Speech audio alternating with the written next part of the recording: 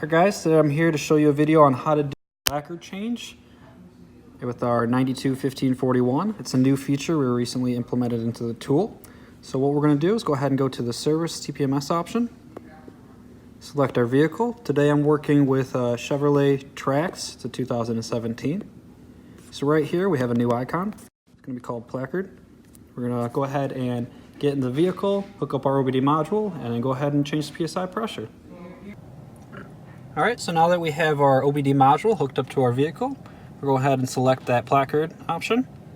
Right here it's going to give us a couple notices, a couple things to keep in mind when you're changing PSI pressure inside your vehicle. Go ahead and hit yes. And I already have my module hooked up, so I'm going to hit OK. And what it did is it went ahead and it pulled whatever PSI pressure was currently stored inside the ECU of the vehicle, and it's going to give me the option to now edit it. So it looks like we previously had 33 set for the front tires and 35 set for the back. So I'm going to go ahead and I'm just going to change it to 31 for the front and then 31 also for the back. And I'll go ahead and just hit the trigger button now, and it was going to write that PSI pressure to the ECU of the vehicle. And there we go. So now when I'm driving and I have that new set of tires on that require that 31 PSI, that light will now stay off.